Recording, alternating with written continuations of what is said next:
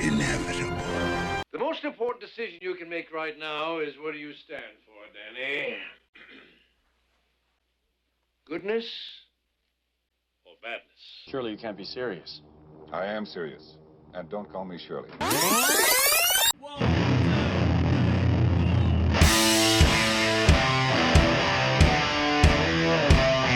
Enjoy all of our shows from the OSG Sports Podcasting Network. The OSG Sports app is up and running. Download it today. Hello, everyone. Welcome to the review. John Wilkerson here. Over there is John Nelson. I'm looking at Big Phil Canner right there, Brother Phil. You can hit them up on their Twitters at OSG Nelson, OSG Phil, JW16. Or Jay Wilkerson 16, and you can get on our Twitter page as well at OSG Sports. We'd love to hear from you because it has been a very unusual off season. I believe it would be an understatement. Yeah. After what we've been talking about with COVID-19 and all the other stuff that's going on that is affecting the world of college athletics, we concentrate on college football. And guys, let's start off with some news from the American. Mike Oresco, the commissioner of the American, made some news this week. Yeah, he did a Q&A with Sam Blum at the Dallas Morning News and went through the gambit of the questions that everyone wanted to know, and specifically with the focus and the Metroplex being around SMU. That was where Blum was coming from, and so he decided to address a couple of questions. American schools can choose to have players return anytime after June 1st, which is basically after the show is out and running. So if you're listening and you're in the American, you can go back to your school. And so you can have players return anytime. SMU had not submitted a date, and that was the local news peg there. According to Oresco, June will be an interesting test for us as to whether we can do a good job with keeping our student athletes healthy when they do come back. I think we'll have good luck there. Now, you never know. We'll figure out if some things happen. We'll figure out what to do. There are plans in place that have been implemented from Blum with the aid of a medical advisory group. And Oresco also said that there will be minimum standards for COVID-19 testing in place. According to Oresco, again, he says we're going to have to figure out what the protocols precisely are, have minimum standards in our conference as we engage in competition. We'll make sure anybody we play outside the conference has similar standards. Playing without students on campus, Oresco believes that institutions in the American will likely have all students back on campus in the fall in some form. Liability was also addressed by Blum, and he says that's always possible, meaning Oresco. But the short answer to this is we're concerned about health and safety. Our feeling is if we do everything reasonably possible to ensure the health and safety of our student athletes, then we're not going to worry about the liability. He also addressed the elephant in the room about sports being cut. Cincinnati, remember, we talked about them cutting men's soccer. East Carolina cut their tennis team, swimming and diving. So your required reading for the day or for this show week.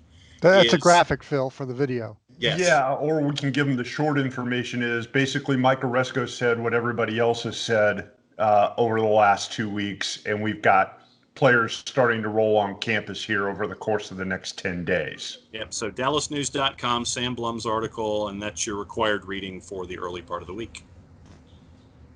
Well, there goes Wilkie. Oh, heartbreaker. What are you doing turning your video on and off? You're freaking people out. It's the gremlins in my internet connection.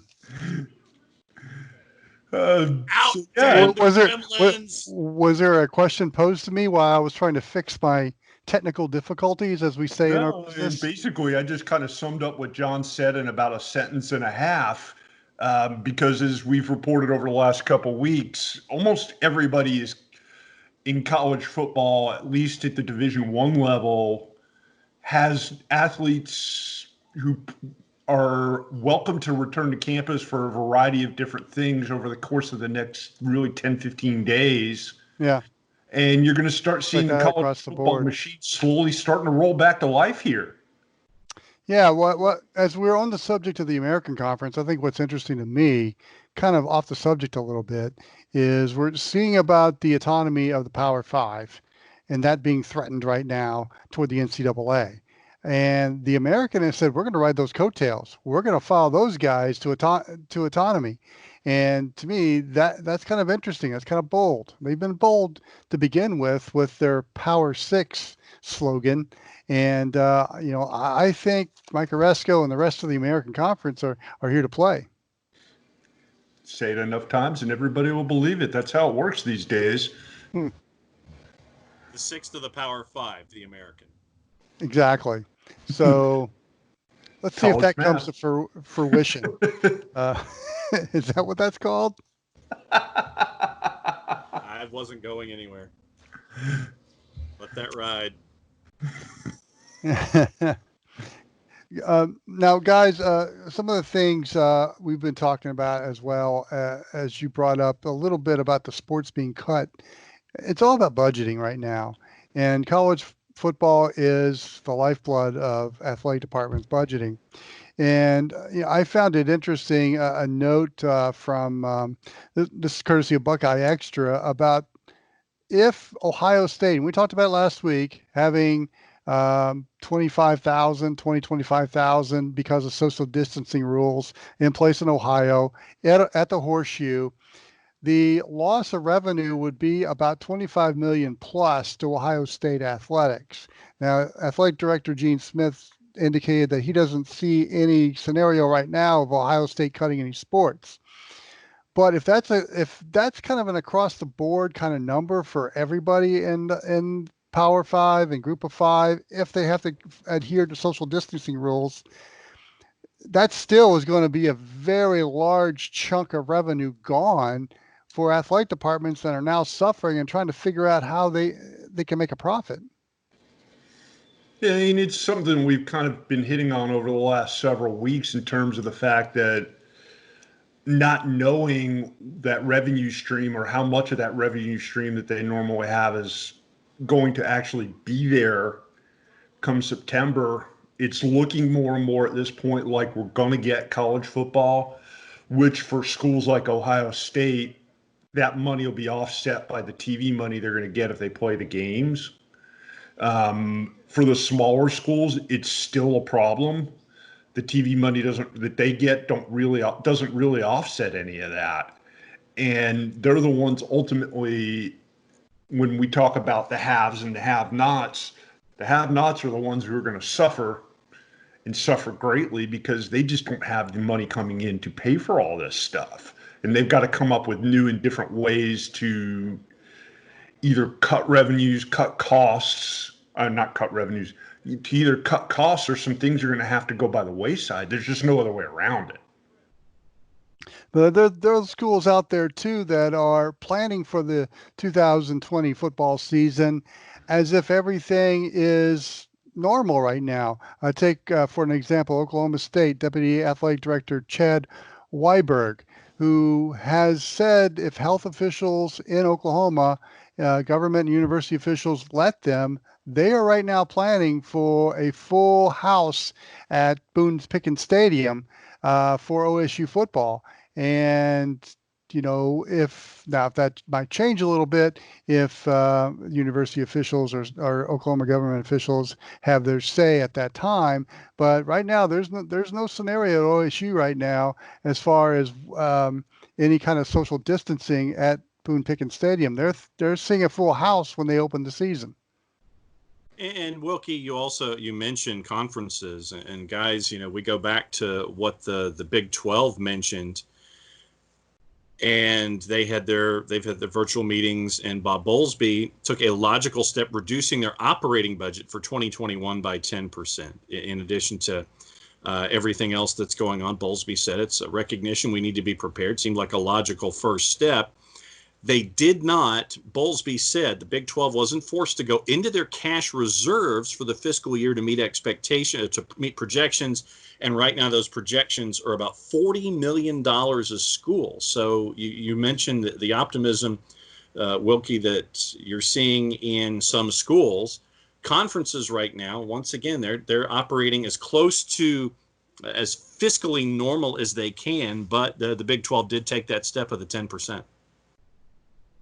Yeah, and it's kind of a given at this point that they've planned for pretty much every scenario. The possibility that they play games get played in front of full stadiums come September, sure, that's a possibility. Could happen. Could they play in front of a half stadium? Sure, that could happen too, or a quarter of attendance. We don't really know at this point. And we've talked about this before. There's already plans in place, I'm pretty sure, for almost every single school in terms of scenario A, B, C, and D and what the impact is going to be on them. That's a given at this point. I think we're playing. It's just a matter of how we're playing and who's going to be there. I look at it this way, and I could be totally wrong, but this is kind of how I feel. Let's see what the NFL preseason, if there is one in August. And if they're playing in front of full stadiums, college football might go ahead and follow their lead. If they're empty stadiums, well then I think college football's got some soul searching to do, even if it's half-filled stadiums. I think they're going to follow the lead of the NFL because the NFL is they're hell bent on playing their season and their preseason, and I think that's going to be the lead for what college football does. I mean, it'll be interesting to see. Indeed, it will. Couple other things going on this week. I guess do we want to hit on the big news? I guess newsy news story of the day before we hit on some of the news and notes. Couple things coming out of here in Atlanta where we're based. The College Football Hall of Fame heavily damaged over the course of the weekend due to some of the protesters and various things going on in communities all over the U.S. Without really getting into the social issues here, a lot of memorabilia, a lot of souvenirs, heavy damage to the hall, which is, I don't know if anybody listening has been to. It's a beautiful building with a whole bunch of cool stuff in it, and kind of hate to see that. Yeah, and the reports that I saw, and once again, if there's up-to-date information, it pretty much stuck to the gift shop at the front of the College Football Hall of Fame and those windows there, and not to the Hall of Fame in and of itself. It was more just to the front of the structure more than anything else. And yeah. I think that there was some damage to some adjacent businesses and things like that. Kim Bodin, who's in charge down there, said that was the only stuff that, and this is the last thing that I saw, that what Kimberly said was that it just specifically had to do with the front of the Hall of Fame and not with any of the internal elements of the Hall of Fame and any of the memorabilia that it has accrued over time. And I've been able to go to the College Football Hall of Fame. Phil, assessment of the place is spot on. The gift shop was great because it carried our Georgia book that we wrote, 7 years ago. Mm-hmm. So we have a nice soft spot in our heart for that one. Guys, what do you say we take a little bit of break and recalibrate a little bit, and let's go dive into some news and notes. One of those news and notes, here we are getting ready to start in June. Guys are starting to come back to campus. There's already a hot seat out. Yes, a college football coaching hot seat. We're going to discuss that after we return after this. Yeah. The online sports guys would love to hear from you. Go to our Twitter page at OSG Sports for a comment, rant, or just whatever's on your mind about college football. We know that every driver is different, and a one-size policy does not fit all. That's why Country Financial offers a variety of discounts, so you get the coverage you need and the savings you deserve. From good driver to good student, multi-policy to multi-car, we've got a discount to suit every driver. Call Jason Wright at 678-568-6871 today to see what you could save. On Facebook at Jason Wright Agency, or by phone at 678-568-6871. Discounts vary by state. Policies issued by Country Mutual Insurance Company, Country Preferred Insurance Company, or Country Casualty Insurance Company, Bloomington, Illinois. If you've been hurt in a car wreck, contact my friend Steve Apolinski of Apolinski & Associates. He's been representing individuals for over 30 years throughout Georgia and Alabama. Email him at steve@aa-legal.com or call him 24/7 at 404-377-9191. The initial consultation is free. Now, commence Operation Vacuum Suck. Suck, suck, suck.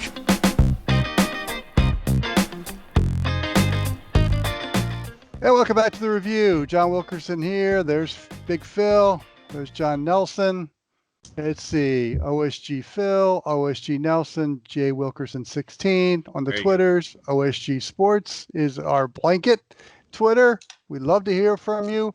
And if we like what you say, we'll talk about you on our podcasts. In a positive way, of course. In a positive way, of course. And Phil will come up with some kind of prize for you. Now, what is college football talk without portaling? Okay. And JT Daniels is leaving Clay Helton for Kirby Smart, coming to Athens. Thoughts? I find it fascinating considering the way that Georgia was one of the more pushed teams last season and stalled largely due to the ineffectiveness of their offense. And they all of a sudden went big on quarterbacks. After Josh Fields left them because he couldn't beat out Jake Fromm, he went on to Ohio State to rack up huge numbers this past season. Fromm struggled, as did the Georgia offense, and ultimately it cost them any potential shot at the college football playoff. So what did Kirby go out and do? Well, they went and got some quarterbacks. Between Jamie Newman at Wake Forest and JT Daniels, who has some experience starting at USC, all of a sudden the quarterback room in Athens is really full. This is what college football has become. It's become quarterback free agency, and Georgia is the beneficiary of it. Jamie Newman was also being switched positions at Wake Forest. That didn't really play well to him, so he saw an opportunity at UGA. JT Daniels sees an opportunity there as well after not being able to crack the starting lineup. Counting top recruit Carson Beck. Yep. And next year's incoming top quarterback Brock Vandagriff. So you're going to have 98 quarterbacks at UGA, Wilkie. 98. Well, it's a program that has 1,000 running backs. Yeah. I mean, it's kind of like the receivers. Kind of like the baseball relief pitcher adage. You can never have enough of them, I suppose. And knowing that if you have 10, chances are 7 of them are going to leave at some point in time. It leaves you with the 3 that you need. Just interesting because Newman was kind of most of the spring and in late winter was kind of assumed to be the guy this season in Athens. Never assume. Yeah, it's correct. And Wilkie brought up his tenure at Wake Forest. Newman was one of the best quarterbacks statistically in college football this past season. He caught my attention early in the season in 2019 and has the potential to be a big-time QB. The question is, to most, Daniels was brought up as the prize recruit and was mentioned in the same sentences as Trevor Lawrence and guys of that nature. Well, let me ask you guys this: which one fits better in Todd Monken's offense? And that's the question that nobody really knows the answer to, because nobody knows exactly what that offense is going to be. Is it going to be a variant of the pound and ground, unable to throw the ball offense that Georgia featured most of last season, or is it going to be the wide open spread that Monken ran at Oklahoma State years ago? Kind of think it's going to be that wide open spread, and that's where Jamie Newman has the advantage. Yep. That's what I'm looking at, because with the running backs that you lost to graduation and what you're looking at out of Oklahoma State, I think it's going to be 9,000 receivers wide, and I mean it's going to be like an A11. Everybody's eligible. Just go. I think it's going to be that way, and Kirby is still trying to figure out ways to beat Alabama the first weekend of December. And if this is the new way to think about it, this is the new way to think about it, and we'll see what it works. But yeah, actually, they square off in September 1st. Exactly. So they'll get a matchup before. So you're looking at ways to get through the first weekend of December, and if this is the new way to do it, then let's see if it plays. So 9,000 quarterbacks, just as many wide receivers, and I think he's just going to try to outscore people this year as opposed to doing anything else. Well, their defense is looking pretty damn good, too. It should be an interesting year up in Athens. The expectation level keeps getting higher. Mm-hmm. As does the pressure. Wilkie, what else is on your mind? Well, we're going to have a new segment here on the review. Surprising Nelson. Okay. Is our... So, Phil, you'll need a graphic for that. A working title. TV part of our podcast. Surprising John? Part 1 of Surprising John Nelson. Obviously, the UConn Huskies have struggled in football the last few years. Even bringing back Randy Edsall, who had some success. He got him in the BCS game, but not much for the Huskies. Struggling. After that. However... Bottom of the barrel contender they are. Pat 40 over at Sports Illustrated believes that UConn's athletic program is going to see some very significant cuts because of, quote, the breathtaking administrative malpractice when it comes to football and how they've screwed that thing up in every imaginable way for nearly a decade. Oh, yeah. Some terrible hires. And he seems to think, Pat Forty does, and this is a quote from him, they could drop the FCS and save plenty of money on scholarships. And, first of all, I guess, John, we'll point to you since this is a surprise to you. Yeah. No, it's not. They're awful. Do you agree with that assessment? I'm assuming that's going to be a yes. Yes. But how is that going to affect the basketball programs, both men's and women's, for UConn? Because that's your gold standard. Yeah, and the thing is, you're really looking at isn't UConn? I'm trying to think. Aren't they an independent right now? In football, yes. Yeah. So you're basically going to end up having to take 12 hired gun games a year, and try to make your bottom line. Try to figure out how you can get to 6 wins so you can be bowl eligible and take a loss financially to go to a bowl game to try to bring kids in. I just don't know if UConn has that kind of money on hand. And then do you basically turn UConn into Kansas and try to turn them into a basketball school first to make sure that you make your deep runs and consistently into the NCAA tournament and getting in there and making sure that you get your money that way? Because if no conference wants you on the FBS level for football, and your women's program is what it is, and your men's program in basketball is what it is, then you're already leaning in that direction because of just how awful the football program has been. And I'd love to know how much money from Edsall to Diaco and all points in between has been invested, and you've gotten this result. I'd love to know their P&L statement over the last handful of years. Should they go FCS? Yeah, but can they afford to? They should have a couple of years ago. Yeah, but can they afford to, though? Well, it doesn't help when you don't play your games on campus and you play in East Hartford. Are the students going to the game? And they did put money into a nice stadium for the Huskies to make that leap into the FBS. Obviously, getting into the group of 6 has really kind of hurt UConn football in a way. Remember, they were at a BCS bowl game, what was it, 10 years ago, before Randy Edsall left for Maryland. So they managed to be the only team to have to pay back pay an extra $1 million just for the ability to play in that game. Exactly. So here's the problem with UConn, though, because as you drop down to the group of 5, you're competing against the New England Patriots, and a lot of people in Connecticut are also Giants and Jets fans. So you've got 3 NFL teams within, a 250-mile radius that you have to compete against. And when you've got not the upper echelon of major college football, but in that that second tier Mm-hmm. just doesn't add. It just doesn't draw the attention of. And are there college football fans in Connecticut? That's the other thing.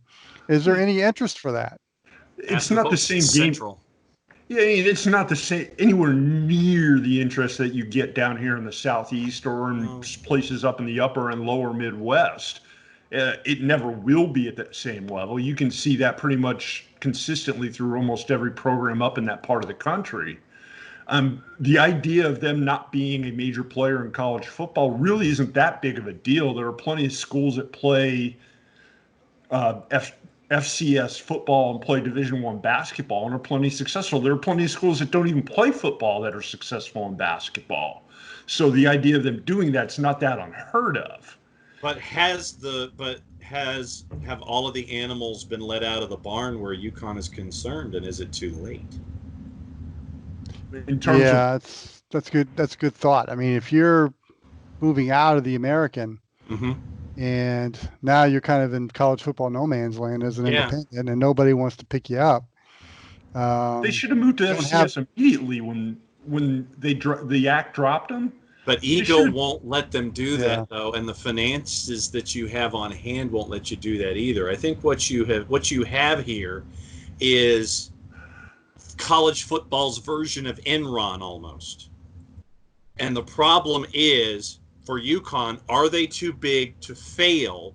And when they put their ego aside, do they finally realize we've overstepped, we've spent entirely too much money, or is it going to continue to be spending bad money after bad money and continue this cycle where you are right now? That's the reason why there's no reason why they shouldn't have dropped FCS last year when they got kicked out of the act, because even if they're not bringing in the same amount of money they are as an FBS school, they're putting out less money at that level. Yeah. They're not responsible for as much scholarship money. They're not responsible for as much attendance money or anything like that.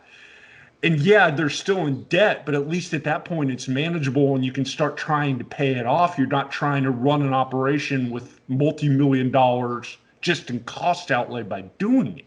And you don't have the deep-pocketed alumni base as well to bail you out or to make those donations. Yeah, exactly. See UMass. There's not really a compelling reason for them to stay in the FBS at this point. Other than ego, no.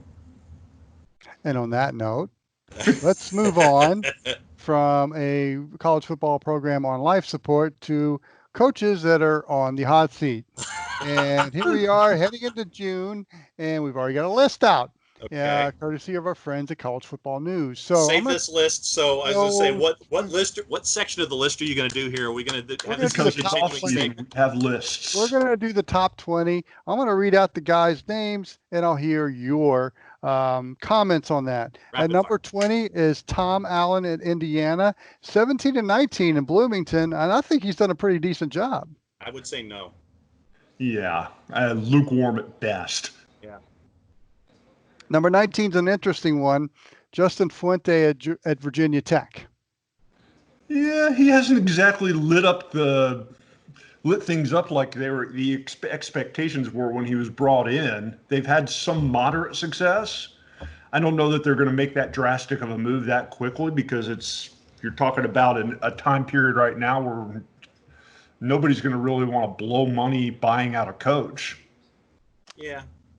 Well, I could go, if things go sideways horribly, I could say, yeah, but right now this is just another meh for me.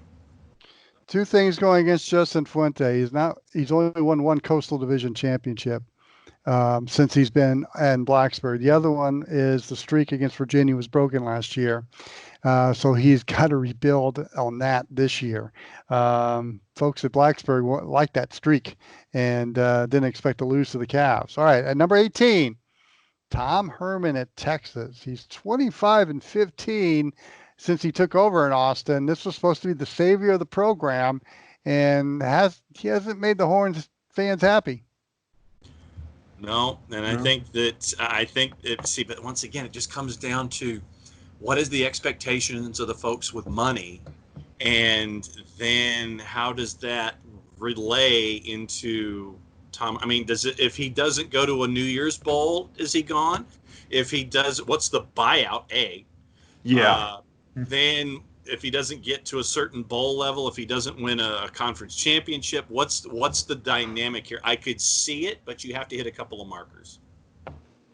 Yeah, I mean, I agree with John, and I'll go back to the same thing. He's another one of those high budget guys that any other year I could see it happening if he doesn't meet a pretty high standard. This might be the year where it slides just because of the buyout.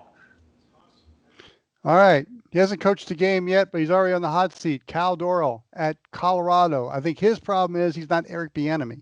Yes, correct. Yeah, I can't imagine that seat's that hot. No, it might be. All right. 16 is Pat Narduzzi at Pitt. He's had some mediocre teams at Pitt. The defense that he is known for has been okay. He did get him in the ACC title game in 2018 with a 7-5 record, by the way. But thoughts? Yeah, I could. If they have another season, I could see Narduzzi gone. Yeah. Pretty much everybody in the ACC outside of Clemson, I think, probably got at least some sort of over-the-shoulder looking to do. I'll say the same thing. I just don't see this being a big year for there being much changes or much of a carousel due to the money factor and the budgeting money. All right, we're running down some coaches on the hot seat. This list courtesy of College Football News. There you go. At 15, it's Jeremy Pruitt at Tennessee. Georgia State lost to open the season last year, kind of got that stirred up, but I thought they finished strong. Yeah. And he had a strong recruiting class. He's just not the guy that excites the media members or some of the fan base. He's there to win. Bottom line, he is a coach, and he doesn't want to necessarily do all of the SEC coaching carousel video, putting yourself out there kind of stuff. He wants to get out there. He wants to coach. He wants to recruit. He wants to win. That's not going to, get you a whole lot of personality points. But I think that how they finish this season, how they have this recruiting class, I think that, let me put it to you this way. I don't think he's in danger this year, Phil, but I think that if the recruiting classes don't add up to snuff, then it could be in a year or two time. They've been on a roll here over the last few weeks, bringing in a lot of 3, 4, and some 5-star recruits. Yeah. In theory, at least on paper, he's building the program. Mm-hmm. The question is performance on the field, and that's been the question with him and at Tennessee for the last God knows how long. Yeah. Again, I agree with John. I don't see it happening this year, if for no other reason, the fact that Tennessee's already bought out how many coaches? 37. Because they have no patience there. Nope. So I'll go back to my default here. Any other year, the seat's probably pretty warm. This year, not so much. At 14, Dino Babers at Syracuse. He's had a losing record, 23-26 since taking over in Syracuse. They had the 10-win season 2 years ago. And then last year it kind of fell apart. And this is the make or break year for Dino Babers. Agreed. Yeah, I got to go with that. Yeah, I mean, but the thing is that if Babers gets that quote unquote signature win, Phil, does he stay even if they finish at 6-6? Yes. Again, for the same reason that I brought up and pretty much everybody else, money. But also, they're a young team. They lost a lot of people after that successful season, and last year was a very young team up there in Syracuse. Winning a lot of games in the ACC shouldn't be that difficult, but then again, pretty much everybody outside of Clemson was 7-5 or 6-6. Yeah. So the potential's there. Don't see it happening, but I could be wrong. How appropriate for number 13. I want to see John's face on this one. Jimbo Fisher at Texas A&M. So much of his money is tied up into guarantees. I don't think it necessarily matters to that particular coach. I almost said his name. I almost called him by his first name, and I stopped myself. But I think that the expectation level at Texas A&M is there. And for me, I want to know how the Texas A&M faithful could exercise. It's just like, here we'll pay you $40 million if you continue to be average and all that kind of stuff. But I go to Phil's point. Yeah, I think that their expectations are for Texas A&M with that particular coach.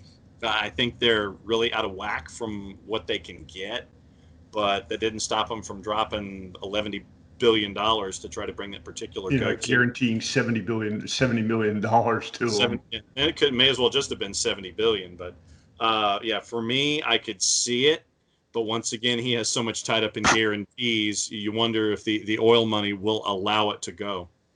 I think a couple of things that are kind of hurting Jimbo Fisher and the fact that he hasn't elevated the program up to national championship level. First of all, Texas is down, and Texas A&M is not taking the baton and running with it with the horns down. And the other thing, they're in the SEC West, and that is good luck on that one, that Cowboy. is a tough one. That's a tough division. Good luck. I've been told. Yes, I've heard. Yeah, just being fourth behind Auburn, LSU, and Alabama is an accomplishment. Yeah. We go to the East.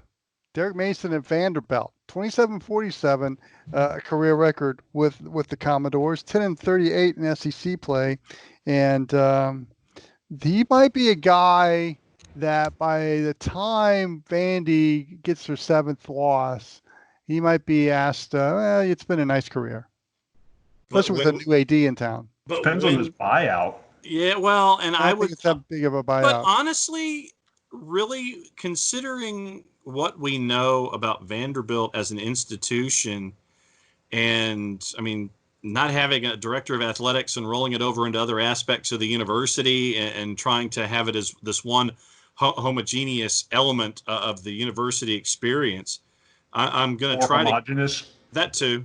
I mean, let's take a look at the schedule.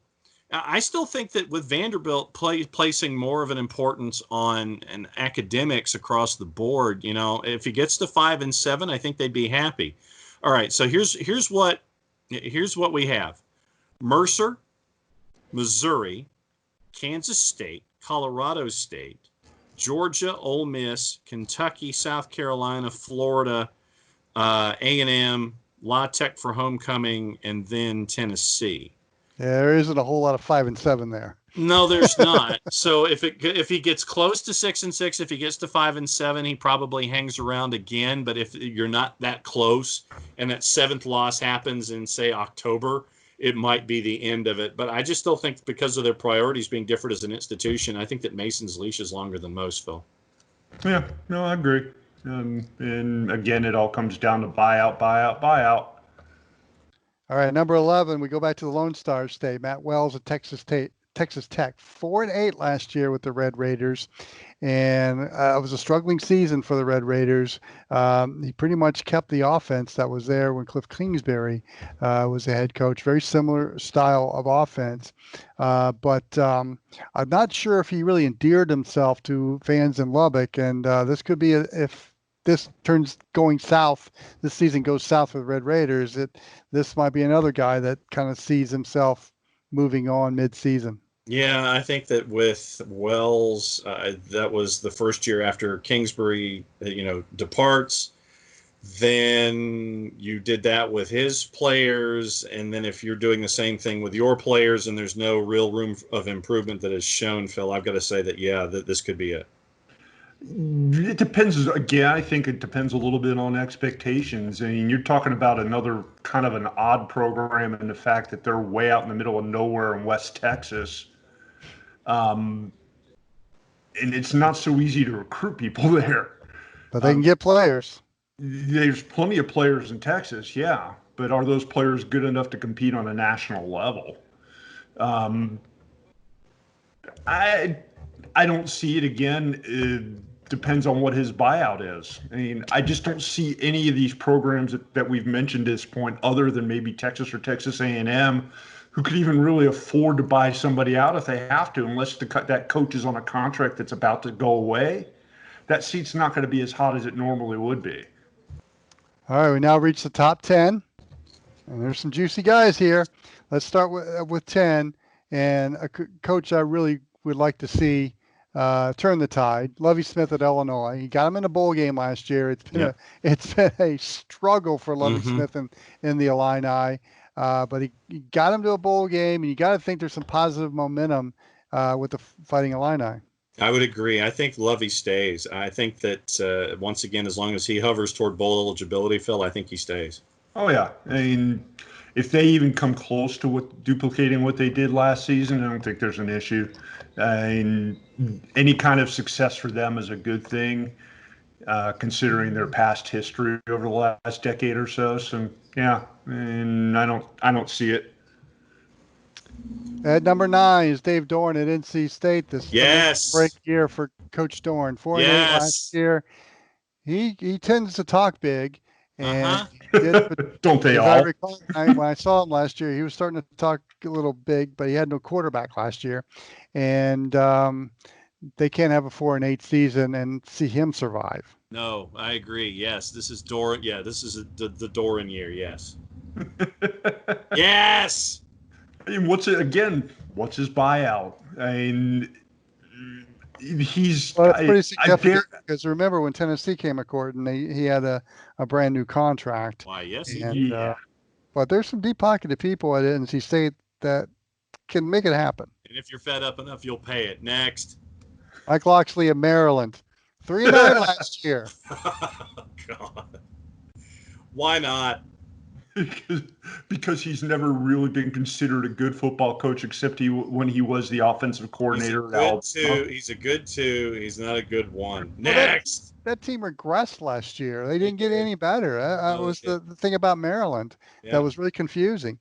Yeah. And all right. Next. Number 7. And this will probably be talked about all year. Jim Harbaugh at Michigan. Yes. Yes. Yeah. Next. If they play football. They're this close to being a national champion, John. Wilkie, they're that close. They're that close, yeah. They're that close. Beat Ohio State. I call horse bleep. Yes. Beat Ohio State and don't have that embarrassing loss somewhere in mid-season. I still want to see if they actually play games based on what the college president said last week. That was my point. Yep. And number 6 is Scott Frost.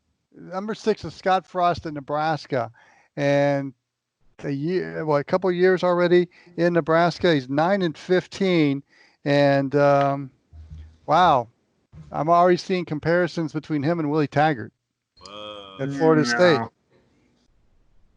No, I don't see that. No, I don't see the comparison to Taggart, but yeah, I think patience is running out on Scott Frost. If it goes sideways, it could get bad. It may get bad, but they're not going to blow him out this year. No? Okay. He needs to show improvement, yes. I think Nebraska will be a better team this year. They showed a few flickers of life last season. I don't think it's going to be an issue. All right, keep talking. I will be Number right 5. back. Keep going. I will be right back. All right. Bye, John. John moves on to a bathroom break, I guess. Number 5, Manny Diaz at Miami. A clunker of ending to his first season, losing to FIU, even to Duke, which was not a very good Duke team for David Cutcliffe, and then getting shut out by La Tech in the bowl game. Bringing in Derek King from Houston and a few other moves they've done this offseason, I think while it may have raised the expectations a little bit, they're not getting rid of him after a season and a half. That isn't happening. Not this year. I think Miami's a place where the expectation level way exceeds the actual talent level. They're never going to be the U from the late 80s and early 90s again. And they just have a hard time accepting it down there. They're a good program, a good training program, a good program that can have some success in a weak ACC. I could see Diaz being on a pretty hot seat next season, but not this year. Well, he's a native son, and he's going to have some time to build it right at Miami. But time will only tell if the U comes back. We're down to our top 4, and but one in our top 4 is out west. So we start with number 4, Kevin Sumlin at Arizona. We've heard this before, haven't we? Yes, and I'm still trying to recover from the shock of seeing John's pasty white legs. Yeah, Kevin Sumlin's got some issues to get resolved out there in Arizona. He had Khalil Tate for 2 seasons and got pretty much nothing out of him. There are rumblings that he had a pretty good offseason getting some talent on campus. The question is, what's he going to do with it? I really thought he would be a success at Arizona. I thought he was kind of booted out the door unceremoniously, so to speak, at Texas A&M. But I think my expectations may have been too high for him. He may not be quite the coach that I thought he was. Quick answer from me, yes. Okay.